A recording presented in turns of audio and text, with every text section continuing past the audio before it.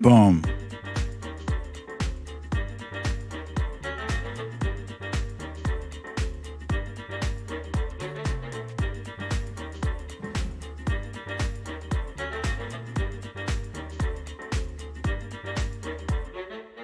Tina G at the top of the charts. Kathleen Cross, Fox Hill Dreams, Samantha Hawkins, Kathy Murphy, Bernadette, Cecile Kazemi, Susie Brizuela, Pasta D. Wait a minute. There we go.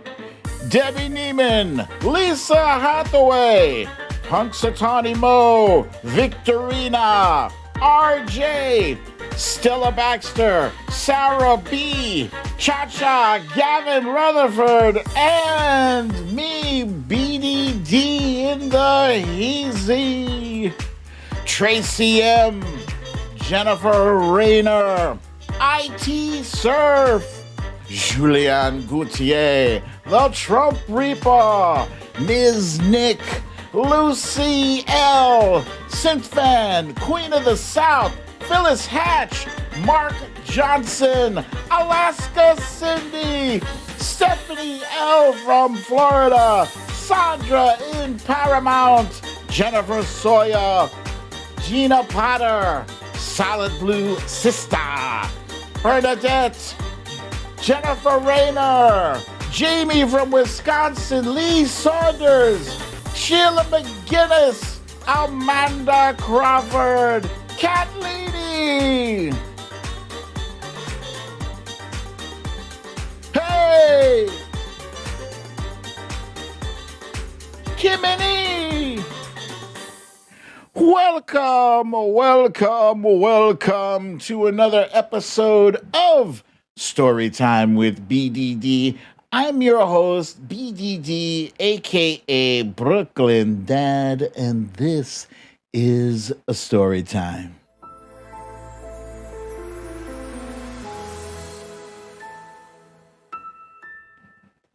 Gling, gling! Welcome, everyone. Happy Monday. I hope you all had a fantastic, enjoyable weekend. I see we got some more people joining us. We got Sally Rose saying howdy. And let's see, Asmila J is here too. Shel Teresa, Jen Murphy. Let's see, Sylvia Correa is here. Wilbur McCarthy, Karen Purdy from Newton Falls, Ohio. There she is. Okay, so we're going to get into a little something, a little this, a little bit of that. But Foist, we got our roundup in the stories of the day.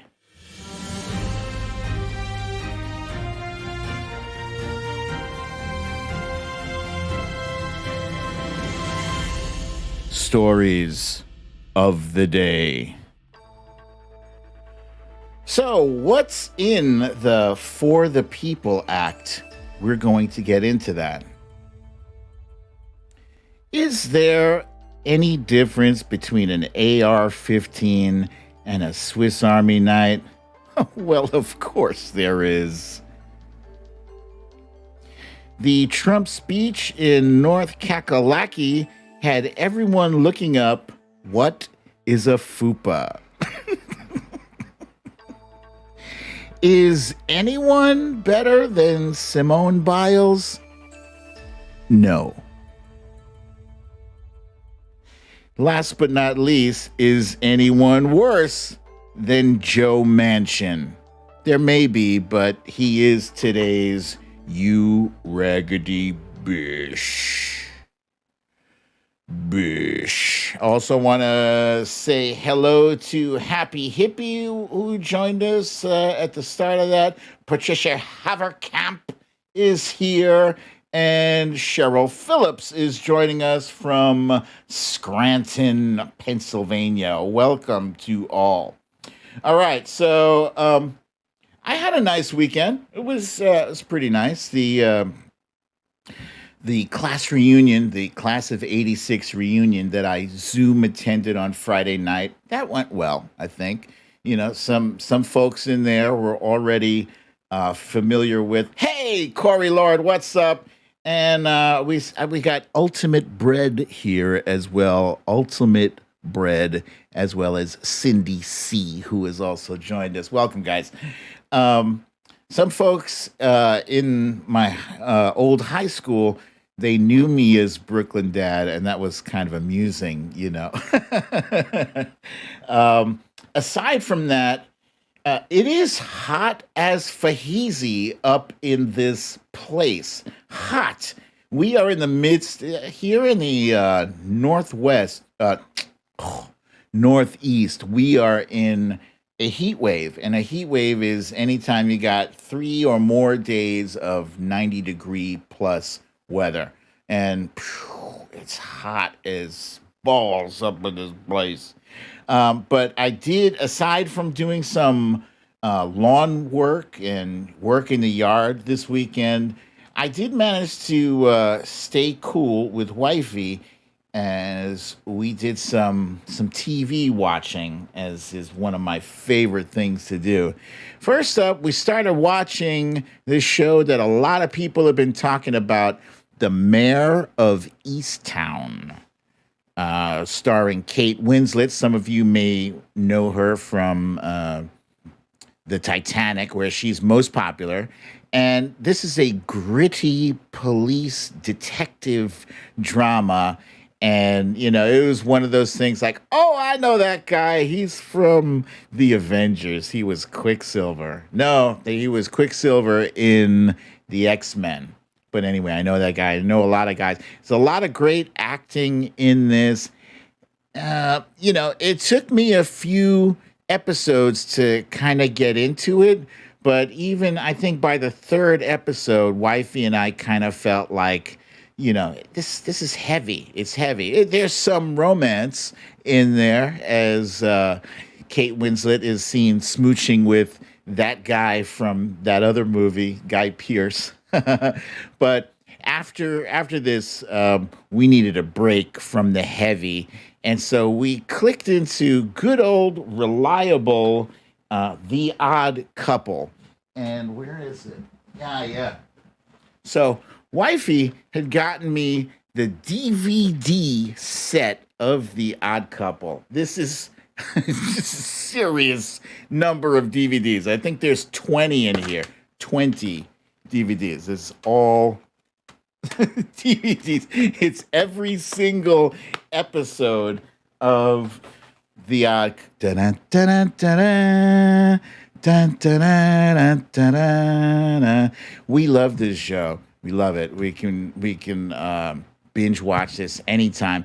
And in addition to having every single episode in there, they've got some interviews that, behind the scenes, Jack Klugman talking about Tony Randall, and it's really interesting.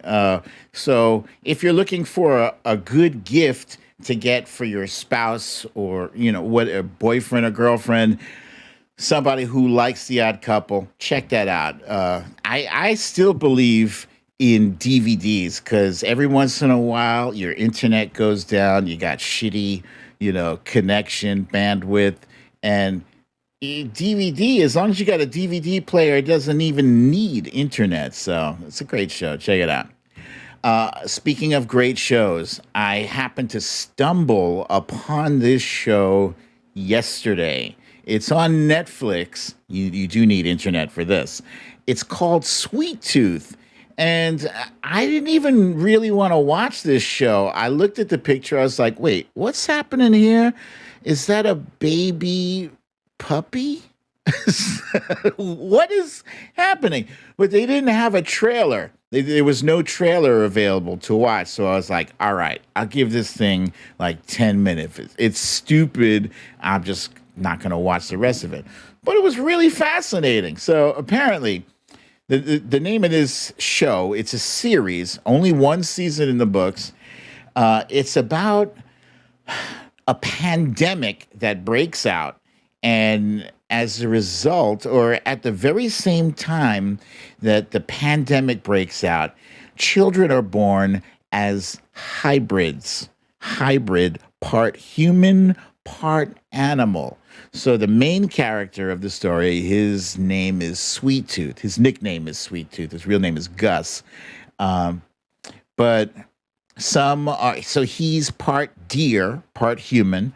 Some are part bird, part human. I mean, it's bizarre, bizarre. And it happens right at the outset of a deadly pandemic. Now, unlike our reality, people really did lose their freaking minds. And when I say they lost their minds, like the society was completely collapsed.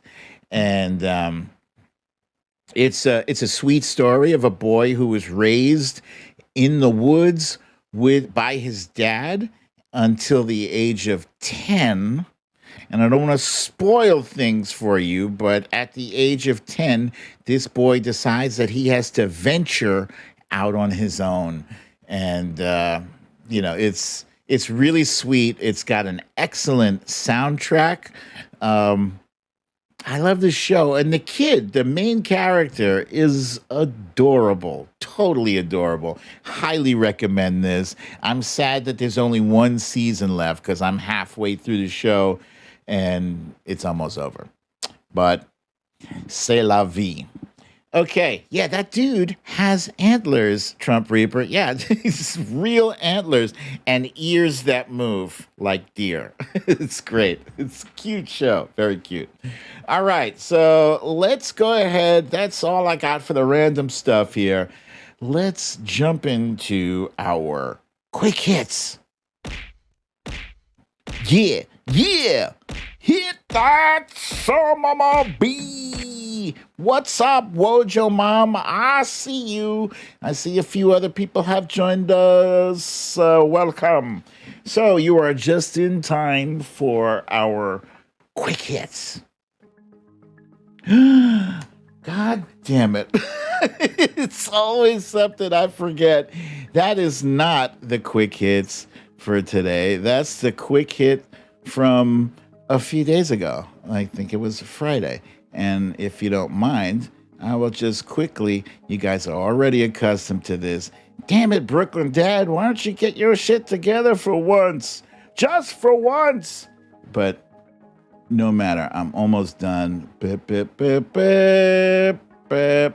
I got to make a checklist for myself to make sure I don't fuck this up. Okay, boom, boom, boom. There we go.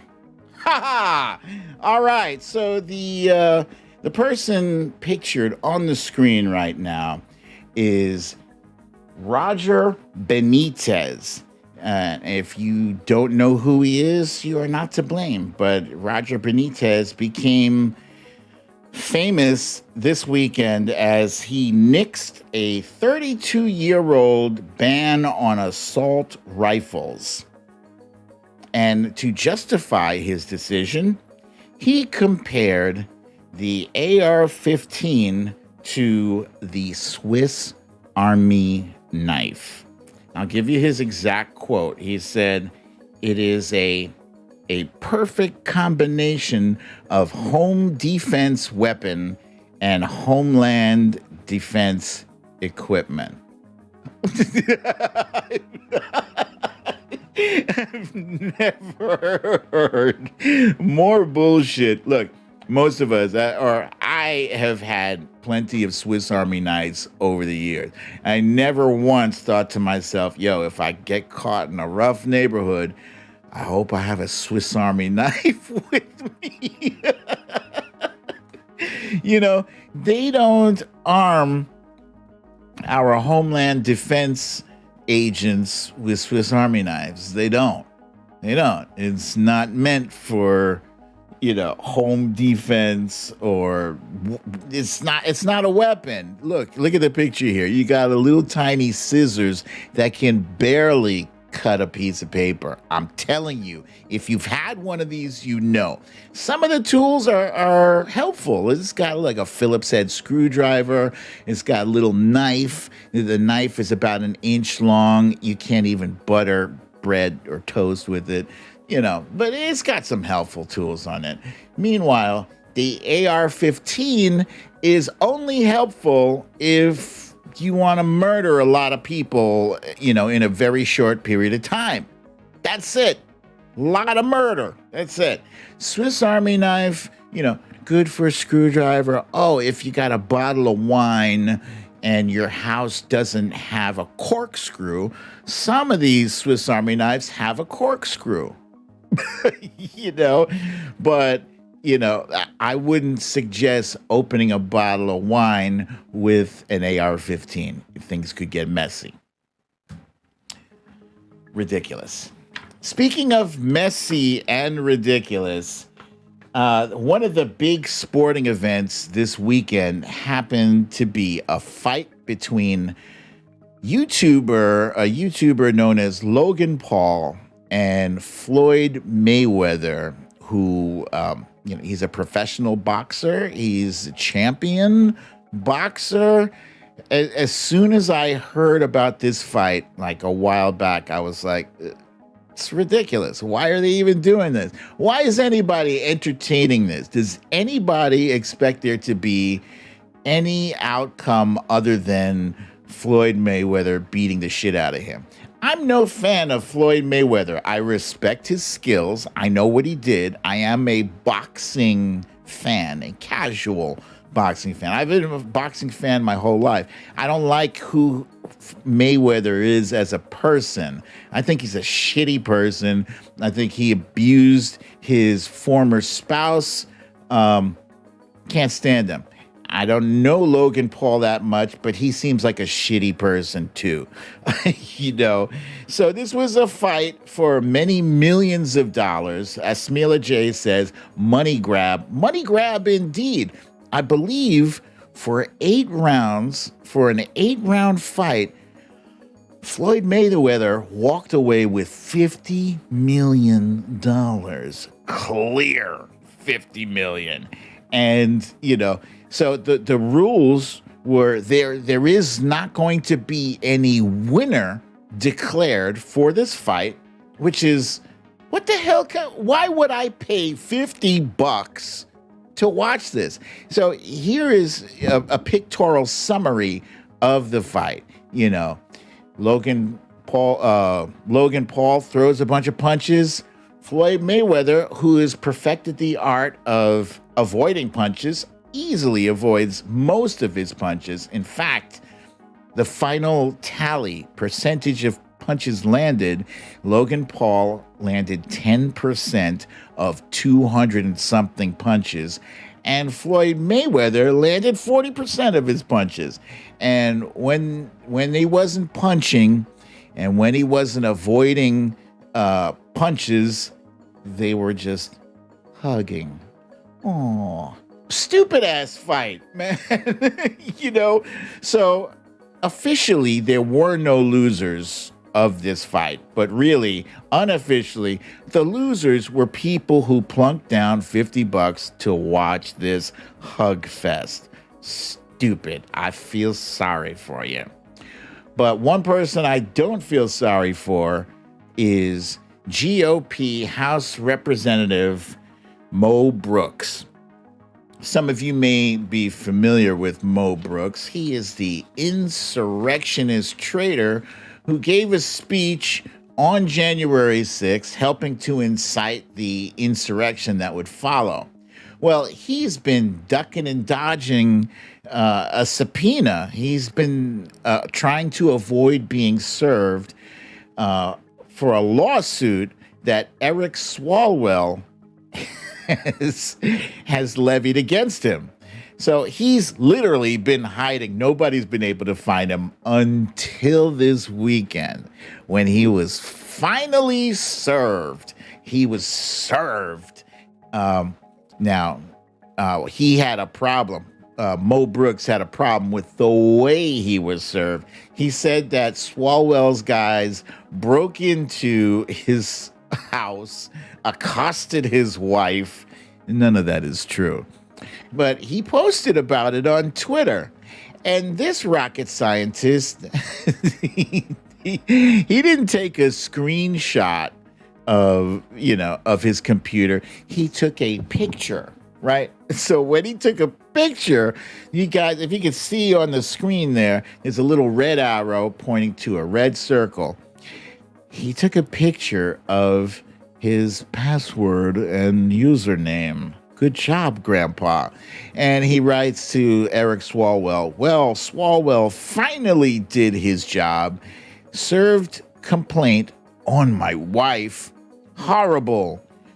E. Swalwell's team committed a crime by unlawfully sneaking into my house and accosting my wife. This is bullshit. It's ridiculous. But yeah, also good job on sharing your Gmail information with the internets. Stupid. Another sporting event that didn't get as much attention as the Mayweather fight, but definitely does deserve more attention, was a real champion, Olympic champion, Simone Biles. This woman is incredible. She has defined excellence. They have, oh, wait a minute. Damn it, I've totally forgot. I wanted to share with you when I was talking about the Mayweather fight. I was going to say, instead of, I will get back to Simone in a second, but instead of plunking down $50 for a fight, you would have been more entertained if you had seen a clip of this elderly man shoving a guy out of his shop and delivering a one-punch knockout to some punk. I'm calling this guy Grandpa One Punch.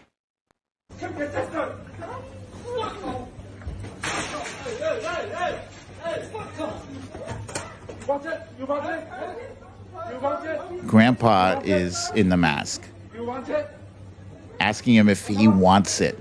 The answer should be no. Should have been.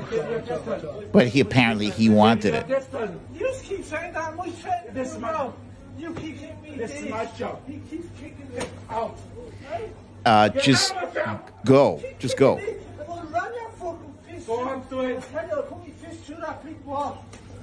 Boom. And he's down. He's down. He's down. Like a ton of bricks. The guy said, I will run your face through that fucking wall. He's telling this to an old guy. So the only thing worse than getting knocked out by an old dude after he warned you is for that shit to go online, and this video went viral. This was the knockout scene across the world. Keep your distance. This is my shop. Out. Get out of my shop.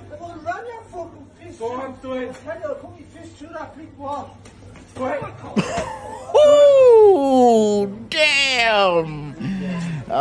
Enter that one into the file labeled Play Stupid Games, Win Stupid Prizes. Okay, back to Simone. Thank you. Thank you for bearing with me. Simone Biles this weekend won her seventh championship. Every time she has competed, she has won. And that's phenomenal. So in other words, she has never competed and not been the champion. 7 times, 7 championships. That's pretty incredible. So as far as, in fact, she is so phenomenal that they have named moves after her. Routines, floor routines. There's one called the Biles, or the Simone Biles. She is the GOAT, and she is very worthy of the praise, and I'm just glad she's on our team. She is fantastic and seems like a great person too. Now, next up, did any of you guys have to look up the definition of FUPA. I did. Now, I had already kind of known from back in the day, I had heard what a FUPA is, but I was like, I don't remember what that acronym stands for. I will give it to you. A FUPA, it stands for fat upper, what is it? It's the fat upper pubic area. Fat upper pubic area. Yeah. Why were we talking about FUPA? Why was FUPA trending on Twitter? Well, because Spanky McDumbass gave a speech in North Carolina, highly anticipated speech for them. Most people observing the speech thought he sounded slow. He sounded low energy, very low energy. But a lot of people were paying attention to his pants. That's not something I ever want to look at. I don't want to look at Donald Trump's pants. I don't. But it was all over the interwebs. And so when people weren't talking about the fact that his pants were all wrinkled because Hope Hicks isn't there to steam his pants while he's wearing them. That's a real thing that actually happened. He'd be wearing his pants. She had some steaming machine to get the wrinkles out. His pants were full of wrinkles, but more importantly, his pants appeared on some photographs and even some video appeared not to have a zipper. So Zippergate was born. Here, I'll show you this really quick clip. Thank you. So here's a video. Wow, Mr. President, thank you so much. You know, and go back to 2016. You know, a lot of people thought that, you know, maybe he's wearing diapers, maybe he wet himself and had to take the pants off and turn them around, and you know, it's just crazy. This went on for a while. This was trending on Twitter all day Saturday, I think it was Saturday or Sunday. And it went on so long that Snopes, you know, the fact-checking website Snopes, they had to weigh in on it. They weighed in on it, and they came out and they said, no, he was not wearing zipperless pants. They were not backwards. And this photograph, you know, you can't see, but take my word for it. You don't need to zoom in. But his pants did have a zipper. If you look at this, you can tell it looks like somebody photoshopped. They blurred out the zipper. But it's quite a statement when you have to second guess whether or not the former president of the United States put his pants on the right way or if he wet himself. That's really how far we have fallen in our political discourse. But there it is. That's it. All right, next up, guys, thank you for tuning in to the quick hits, which were not so quick, but certainly were hits. And now it's time for the timeline cleanse. Timeline cleanse. Timeline cleanse. Boom, boom, boom. All right, so first up, I'm going to stick with the boxing theme from earlier. This whole thing is not boxing, but just this first one is. I thought this was entertaining because I often watch my own two cats here sitting and mixing it up. They'll fight, but you can tell they're just play fighting, right? You know, one will pounce and then they'll wrestle for a few, and then one gets off, and then the one who's on their back, you know, she's like, come on, come back. Let's finish. This one I particularly enjoyed for the drama that one participant added.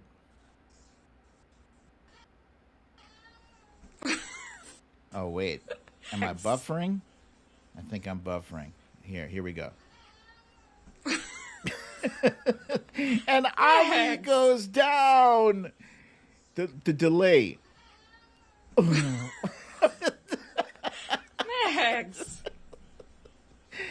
The slow. Max. You got knocked the fahizi out. Wow. Okay, next up. Here, let me just read this here. Bart Simpson bouncing. That isn't my receipt. Lobsters in motion. Lactates in pharmacy.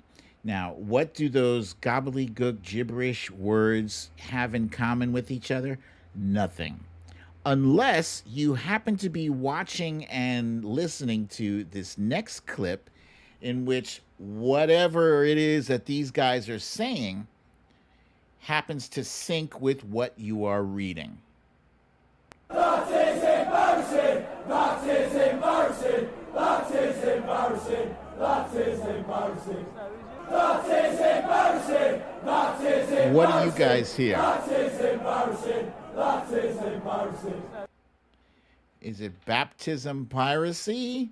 Is it Bart Simpson bouncing? That is embarrassing! That is embarrassing! That is embarrassing! Lactates in pharmacy? Embarrassing! That is embarrassing! That is embarrassing! That is embarrassing! All right, I'm going to agree with some of you guys there because the first time I saw this clip, I said, that's interesting because I was hearing Bart Simpson bouncing. Yeah. But then I went away from the clip and then I came back a second time and I intently listened. And I think I'm hearing that is embarrassing. So most of you guys are chiming in with that is embarrassing. Latte piracy. Yeah. Okay. And this next one is a special treat. This is a replay of Simone Biles, one of her tumbling routines, slowed down so you can appreciate how incredible she is. Here it is.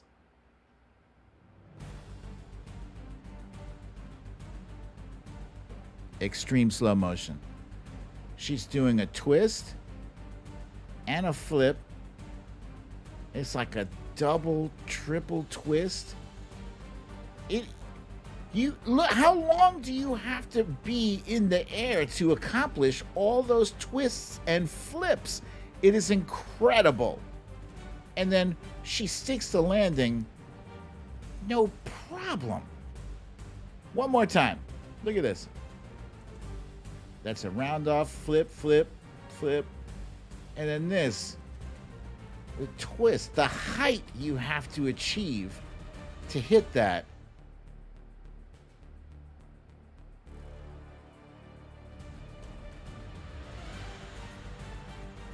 I'm in awe. When you look at it in slow motion, it is even more impressive. USA, USA. She's ours. Ha ha! Yes.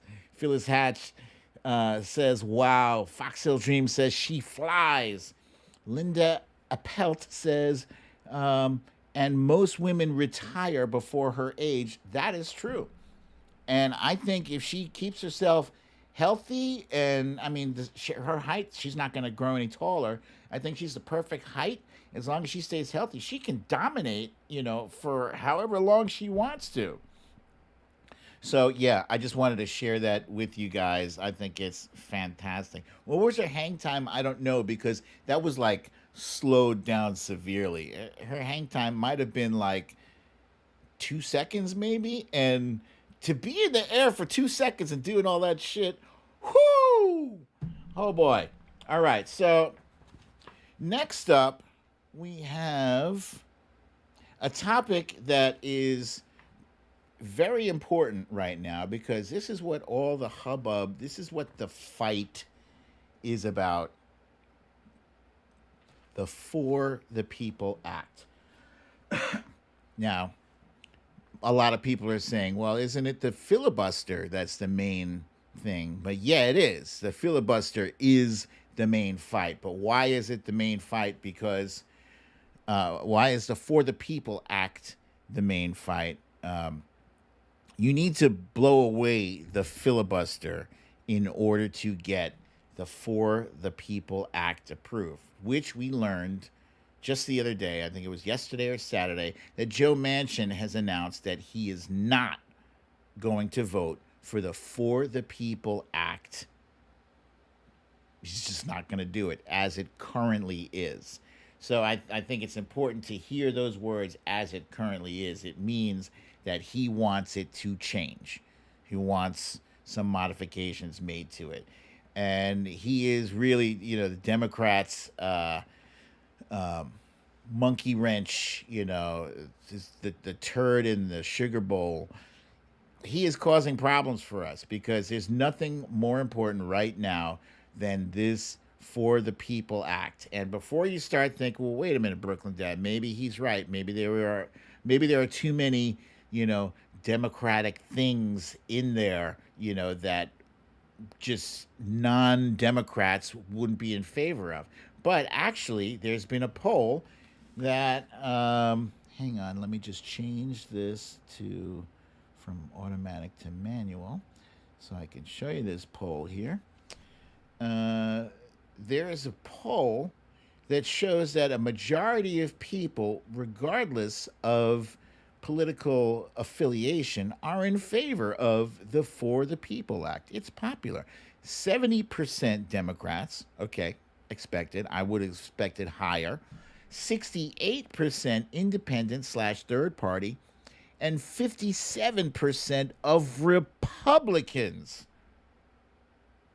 57% of Republicans are in favor of the For the People Act. And basically, it is a very robust act aimed at addressing mostly voting rights. That's mostly it. And I seen Wilbur McCarthy saying Manchin is a coke sucker, and a few other people saying that he's bought and paid for by Charles Koch, and that does appear to be the case. Charles Koch, the one remaining Koch brother, has been putting a lot of resources into blocking the passage of the For the People Act. And so I wanted to look into exactly what is in this act. And it's big. It's probably around 1,000 pages worth of policy. But it's, nothing is radical unless you think everybody being allowed to vote and making it easier for people to vote is a radical idea. It is not. It is the foundation of our democracy. It's the straw that stirs the drink. It's what makes our democracy work. And democracy doesn't work when less people are engaged in it. It doesn't work with less people. And that is what Republicans are attempting to do in 14 different states already. They have passed voter suppression laws, and this is serious. And Joe Manchin has tried to, frame this debate as, well, I want bipartisanship, but that's a lot of bullshit, Joe Manchin. So let's look at what's in this For the People Act. What are some of the things in there? I'm just going to read off a few things. Modernizing voter registration. So making it easier for people to register to vote on the internet or automatic voter registration. Like when you hit a certain age, you're 18, you're automatically registered. Same day registrations also. Voter registration should have all three of those things. It should be as easy as buying a hamburger. Restoring voting rights. So they want to put limits on voter roll purging. Voter roll purging is something that they do. It's a dirty trick. You often don't find that your name has been purged from the voting rolls until it's too late to do anything about it. You don't find out until you go down to vote and like, oh no, your name's not here. I don't know where your name is, but you got to talk to your representative. That's it. That's it. They want to eliminate voter caging, which is where they send registered voters mail, and then if those registered voters who receive the mail don't send the mail back with something signed or whatever, then they purge them, and that's bullshit. That is a horrible way of determining whether or not somebody is eligible to vote. Protecting voters from intimidation and deceptive practices. This is, having people at the voting station, trying to intimidate you, people wearing guns or acting aggressive. This shit goes on. Restoring voting rights to convicted felons. They did their time, they're out, they should be able to vote. Absolutely. Bringing back unhackable paper ballots. I like this 1000%. Bring them shits back. As we've seen in the past month or so, we're getting hacked left and right, whether it's the Colonial Pipeline or whether it's the beef company or whatever. We are getting hacked at will, it seems. And so voting integrity, it should be paramount. It should be. Extending early voting to all 50 states. Why isn't this already a thing? Why? Why should some states be able to vote early and others not? What's wrong with these ideas? Does anything sound like crazy radical, like, cats and dogs living together, or, none of these things sound ridiculous or crazy to me. Maybe it's just because, I don't know, my brain works that way, but it all sounds common sense. Expanding voting by mail. I like this. Expanding voting by mail. Why shouldn't you be allowed to vote by mail? You should be. And it came in handy in the middle of a pandemic. I think we should be able to do it whether or not there is a pandemic. There's people who don't have transportation, who for whatever reason, they can't take time off their job. Let them drop their vote in the mail. Simple. Funding to recruit and train poll workers. That's important. That's just more of like the behind the scenes shit that is absolutely necessary. If you don't have as many poll workers, then you can't have as many poll locations open, which means now again, people are being disenfranchised because to support this many voters, you only have this many polling stations, and that's voter suppression. Federal election integrity. Basically, just prevent cheating. Isn't that what all these stupid recounts are for? Huh?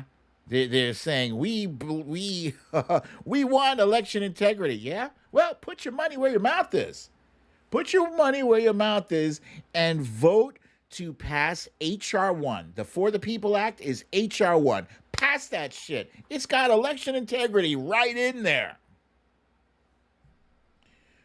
Redistricting reform. So you guys have seen the ridiculous shapes of these gerrymandered districts because the politicians themselves, they get to pick who their voters are instead of the other way around. That's addressed here. Voting system security improvement grants. Yeah, you know what? There should be people checking on all of these voting machines, doing an audit of the voting machines, make sure that they're all functioning properly, that there are no backdoors that make them easily hacked or whatever.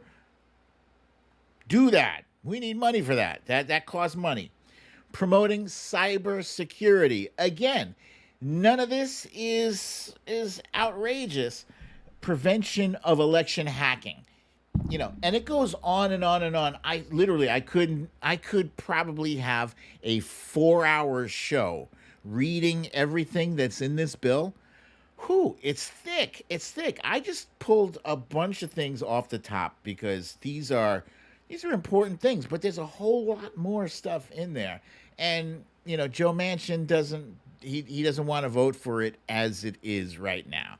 The only thing he said he will vote for is the John Lewis Voting Rights Act.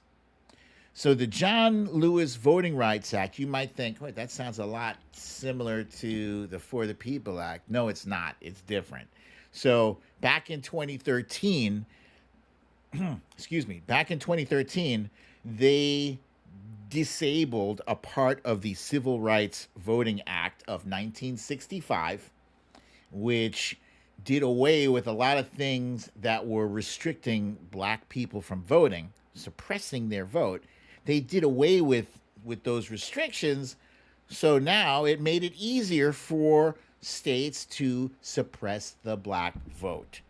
And in honor of John Lewis, they named this act after him to put that shit back in the Voting Rights Act. I think it was like Section 5A or something that became, that they did away with. So, yeah, this is some bullshit. What do you guys think? Do you think any of those ideas, any of those things I listed sounded crazy? Is it just me? Am I just like super pro democracy and I'm not seeing it? Sylvia Correa says you cannot suppress any votes in a democracy. Unfortunately, that is what they have been doing. Susie Brizuela saying, can they just rename the whole thing to John Lewis Act? I don't believe Manchin can or is willing to actually read it. That would make it too confusing. There's already is a John Lewis Act that addresses something different. Punxsutawney Mo says he thinks it addresses dark money. It probably does. I didn't get to that part, but it probably does. And if it does, that's probably one of the main reasons why Joe Manchin can't support it, because that Coke money is dark.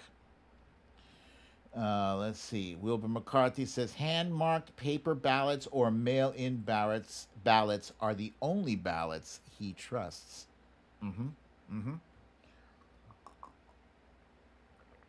Okay, Monique is saying, no, it isn't just you. Yeah, totally makes sense. Natalie B says, totally makes sense. Republicans don't want to see this happen again. Jennifer Rayner says, we must push back. Misha Oliver says, so what exactly do ours hate about it? Well, I'll tell you. They hate that more people will vote. And they understand the calculus before the equation is even finished, that when more people vote, they vote Democrat. They just do, because the Democratic Party has very popular positions on a wide range of issues. And they just don't, the Republicans they don't stand for anything.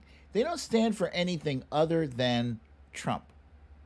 Trump. That's it. Trump, and keep the corporations fat and happy. That's what they stand for. Let's see. Linda Appelt says it's time to get in some good trouble. And I agree with that indeed. All right, so without further ado, I'm going to go ahead and jump right on into today's You Raggedy Bish. Raggedy Bish. And today's You Raggedy Bish, in continuation with my main story, is Raggedy Joe Manchin. Raggedy Joe Manchin represents the state of West Virginia. Mountain Mama, take me home. Country road. Yeah, I'm not putting on the voice modulator thing, but yeah, he represents West Virginia, and some people today were saying, well, what's the difference between Joe Manchin and Mitch McConnell? They're both blocking what Democrats want to achieve. But keep take into consideration, he's not as bad as Mitch McConnell. He's bad, but he's not as bad. Right now, it seems like he's being very disingenuous. He's either being disingenuous or he's being stupid about his stance on the filibuster, his stance on the Voting Rights Act. He's either being, very disingenuous or naive, because he wants us to think that he's taking this stand on principle because, he believes that bipartisanship is most important. And I don't think anybody has put it better than a gentleman by the name of Mehdi Hassan, who really did an exhaustive look at why Joe Manchin is full of shit. And I'm going to share that with you because I think this was right on point.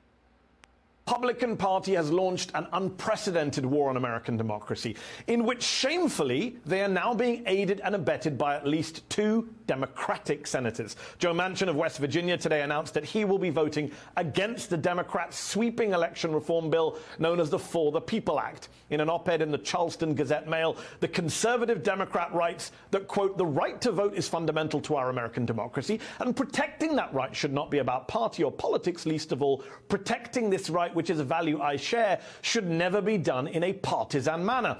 The problem is, it's already being done in a partisan manner. It's been done. At least 14 states have enacted new Republican laws this year, placing restrictions on the casting of ballots, out of at least 389 bills as of mid-May in 48 states, which basically means Joe Manchin thinks voting is fundamental. He says voting is fundamental, but he doesn't want to do what needs to be done to save it. Manchin writes further, quote, "Whether it is state laws that seek to needlessly restrict voting or politicians who ignore the need to secure our elections, partisan policymaking won't instill confidence in our democracy. It will destroy it." It's not partisanship. It's not both sides restricting voting or preventing the securing of elections. It's only Republicans. And it is not partisan to want to undo that damage. Quoting again from Joe Manchin, "Congressional action on federal voting rights legislation must be the result of both Democrats and Republicans coming together to find a pathway forward, or we risk further dividing and destroying the republic we swore to protect and defend as elected officials."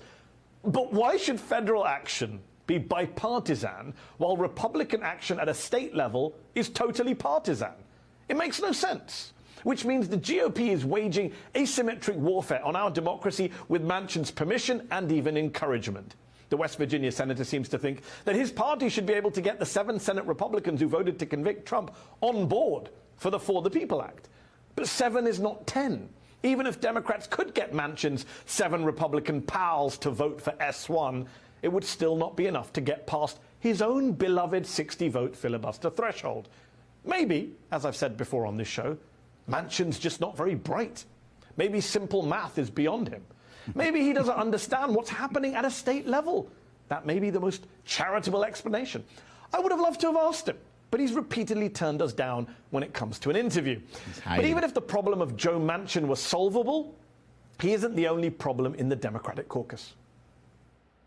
I've long been a supporter of the filibuster because it is a tool that protects the democracy of our nation rather than allowing our country to ricochet wildly every 2 to 4 years back and forth between policies. The reality is that when you have a system that's not working effectively, and I would think that most would agree that the Senate's not a particularly well-oiled machine, right?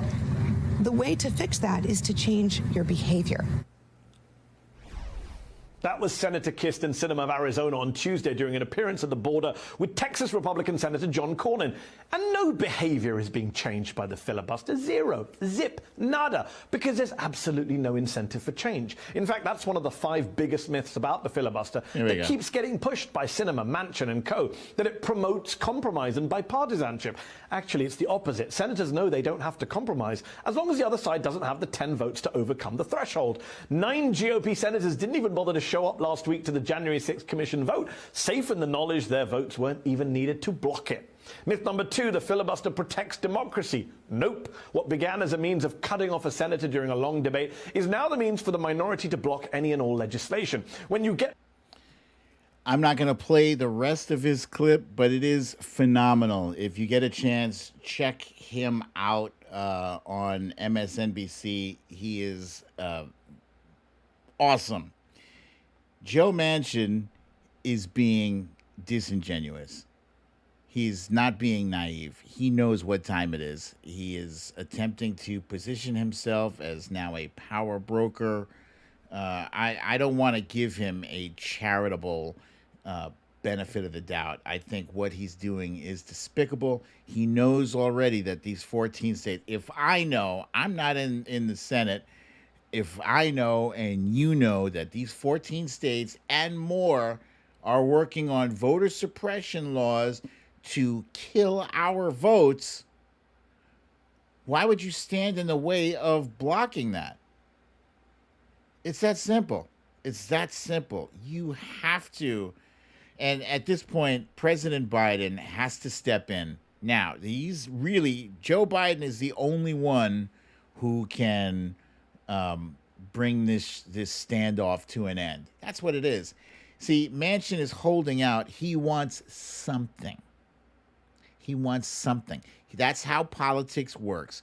Manchin is withholding his votes until he can get something sweet for himself and his constituents in exchange for his vote. That's how it works. If you're in the catbird seat, and everybody is like looking at you hard, threats are not going to do it. Threats, you're just going to get the guy walking away.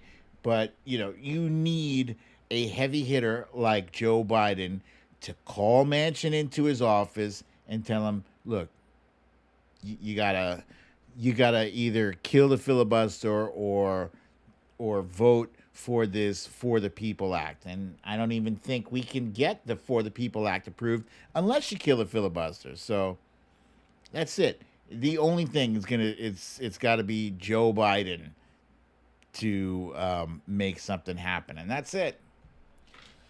That is it. I hate to end this show on a defeatist note, and I don't want to sound defeatist, but I also want to be real too. I like to keep it real. It doesn't look good, but it's not impossible. It's not impossible for him to somehow change his vote. I think it will happen, but pressure has to be applied. And those of you who are out there that throwing bombs at, rhetorical bombs, let me clarify, throwing rhetorical bombs at Joe Manchin and Kristen Sinema, keep doing it. Keep doing it. They have to feel the fire. Twitter is one of those places where politicians do pay attention. They do pay attention to when they're trending and why they are trending, and it's normally not a good thing if a politician is trending for negative reasons. I see Michelle Warmoth saying Senator Durbin needs to whip the vote. Yes, indeed. Wilbur McCarthy says we need to get the John Lewis Voting Rights Act passed first.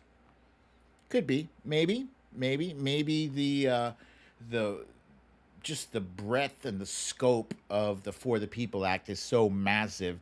Maybe it makes sense to get one smaller thing passed first. The only problem I have with it is that, the John Lewis Voting Act only addresses this, where the For the People Act addresses this. They got to get some concessions somewhere. I did not see 60 Minutes last night. Misha Oliver. Oh, yeah, Sir David Attenborough, I saw he was trending today. I'm not sure why. It must be for something good, because he's good. When is the next show? Sylvia Correa wants to know. It is Wednesday. So as Cindy C. points out, helpfully, she says, please hit the like button while you are still with us. And now I got time for this many questions. This many. Hit me with your best shot. What do you got? And that's not counting Sylvia's question. When is the next show?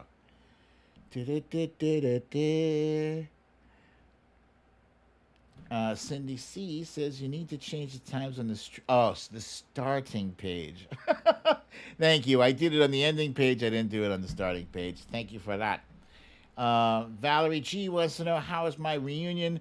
I did breach that earlier in the show. I will just say it was nice. You know, it was nice seeing people. You know, some of the most of the faces I could recognize.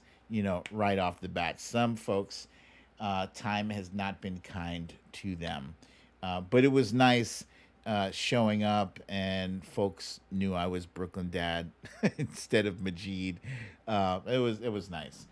Solid Blue Sister wants to know, what is more important to you, the life you live or how you live your life?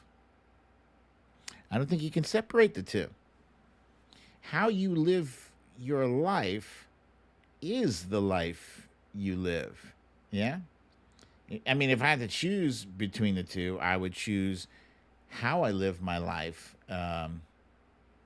Yeah. So how you live your life implies will, like control, you know, that you can control how you live your life. And so I think how you live your life is important.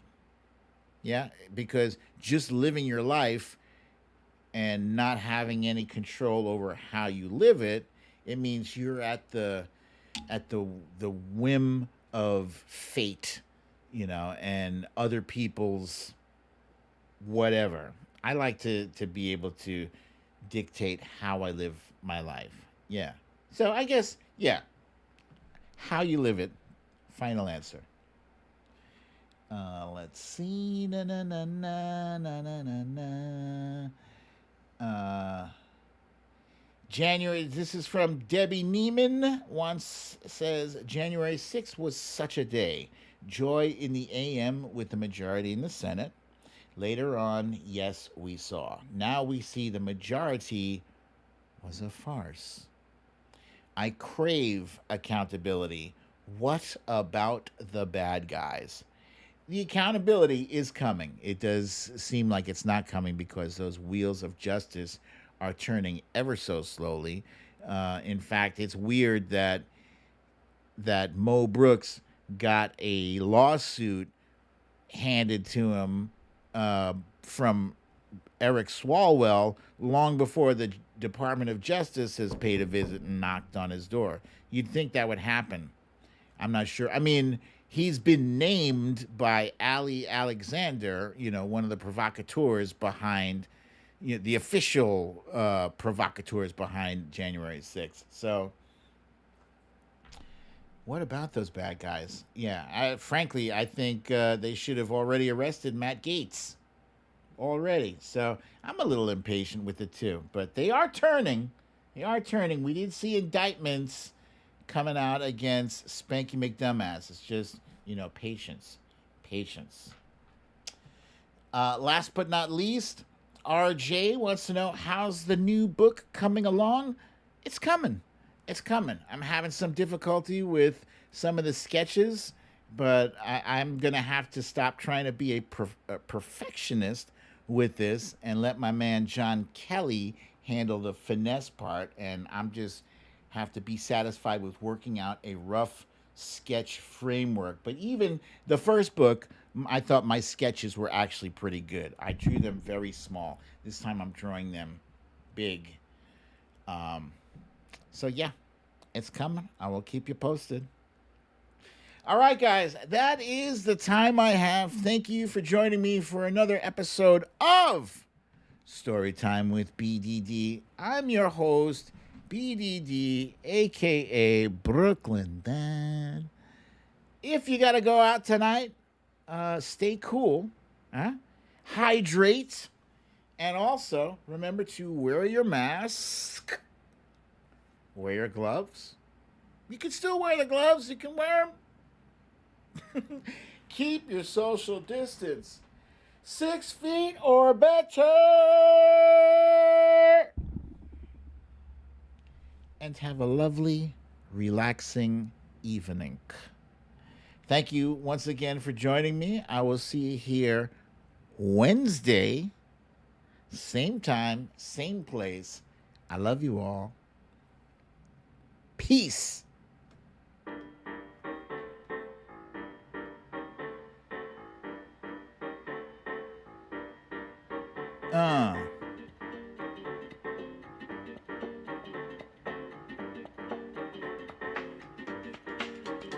Boom.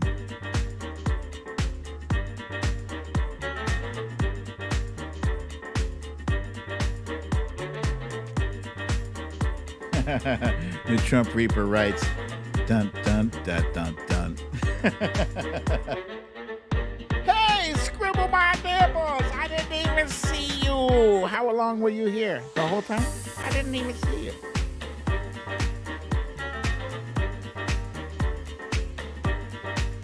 Hey! Water that lawn, Punxsutawney.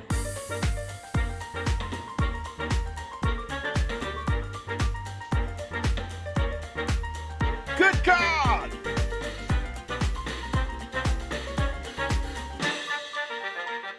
Hey!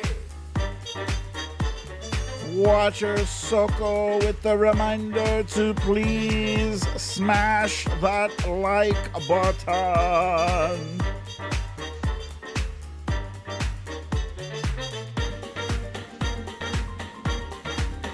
Ba-da-ba-da-ba-ba.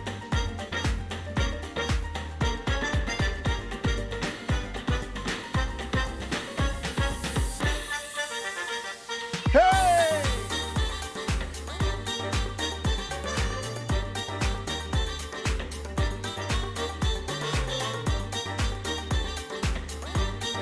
Feed those cats, Lisa Hathaway.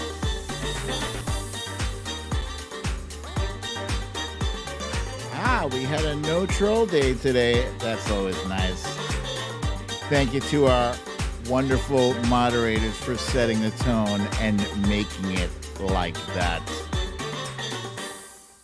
Yeah. All right, you guys, my friends, my family, I love you all. And now it's time for You Need to Leave.